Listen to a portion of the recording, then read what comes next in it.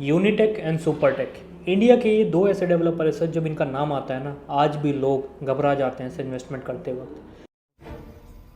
क्योंकि जो वो टाइम था ना, जो 2010 से लेकर 2014 तक, वो टाइम था सर कि लोगों को लीगल अवेयरनेस नहीं था, रूल्स एंड रेगुलेशन नहीं पता था, डेवलपर की कोई हिस्ट्री नहीं थी, उस पर कोई ध्यान नहीं देता था, सबके लिए चीज़ें नहीं थी। लोगों ने बाय करा पेमेंट प्लान के ऊपर, ब्रांड इंडोर्समेंट के ऊपर, विच रिजल्ट्स कि एक बहुत बड़ा सेटबैक अपने को देखने को मिला। But time by time situation change होती है। आज अगर देखा जाए ना सर, एक चीज़ तो आपको माननी पड़ेगी, लोग अंडर कंस्ट्रक्शन प्रोजेक्ट में पैसा लगाते हुए 2 बार सोचते हैं। बट धीरे धीरे सिचुएशन चेंज हो रही है सर। उसमें सबसे बड़ी चीज़ आती है इन्वेस्टर का माइंडसेट।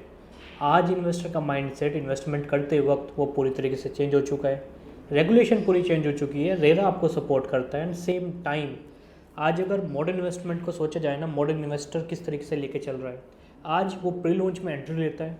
सेम टाइम जैसे ही उसको लगता है कि 30-40% पेमेंट गया, आफ्टर 2 ईयर्स वो एग्जिट एकदम कर लेता है।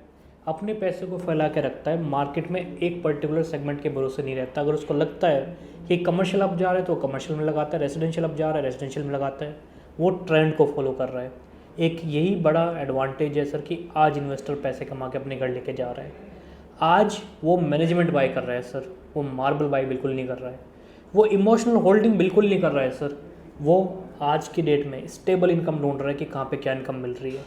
एंड एक यही तरीका है सर इन्वेस्टमेंट करने का, जो मुझे लगता है कि अगर आप इस वे में इन्वेस्टमेंट करते हैं तो आपका पैसा यूनिटेक की तरह बिल्कुल नहीं होने वाला है। सेम आज अगर मैं गुड़गांव और नोएडा का कंपैरिजन करता हूँ ना सर, नंबर्स पे बात करते हैं सर, नंबर्स कभी झूठ नहीं बोलते हैं। जैसे आज गुड़गांव नोएडा को अगर आप कंपैरिजन करोगे, मैं ऐसे मानता हूँ कि डेट नोएडा आपका वेल प्लान्ड है, गुड़गांव आपका वेल डेवलप है।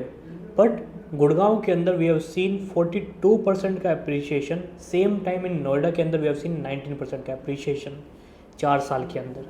अगर मैं रेंटल यील्ड की बात करता हूँ, गुड़गांव के अंदर 6.5 से लेकर 9% का रेंटल यील्ड मिलता है।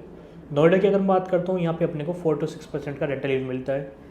नोएडा के अंदर अगर हम जाते हैं सर, यहाँ पे लीगल डिस्प्यूट बहुत ज़्यादा है सर। आज आप आइडिया लगा लो, प्रेस्टीज जैसा डेवलपर मार्केट के अंदर आया, अक्टूबर से अपना प्रोजेक्ट लॉन्च करने की कोशिश कर रहा था, बट फाइनली उसने अपना project few weeks back launch कर दिया है।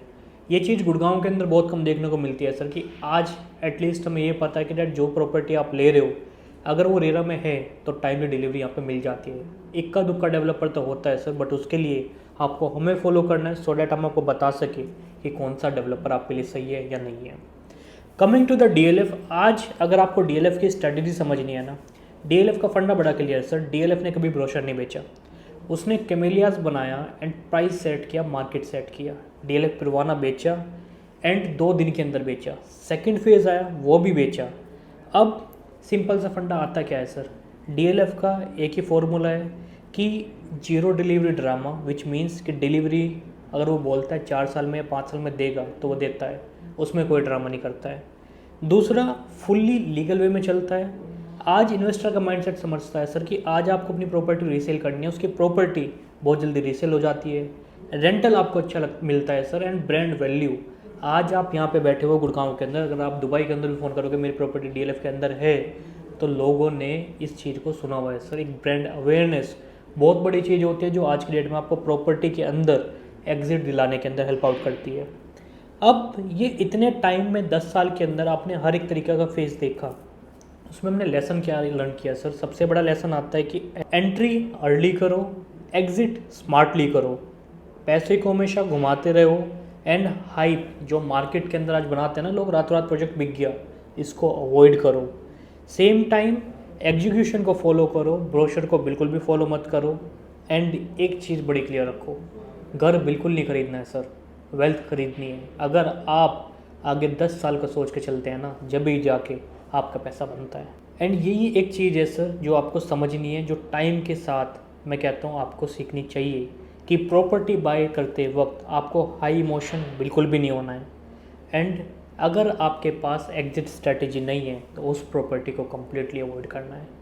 So this is my point of view about the market, the investor mindset, जो मुझे लगता है कि डेट आप लोगों को फॉलो करना चाहिए। एंड अगर आप इस वे में अपना पैसा लगाते हैं तो आप यूनिटेक एंड सुपरटेक बनने से बच सकते हैं। So if you do like my video, make sure like and subscribe my channel, and if you have any doubt regarding any particular project, feel free to connect me over this number, WhatsApp us, we are available for you 24/7. Thank you very much. Bye bye.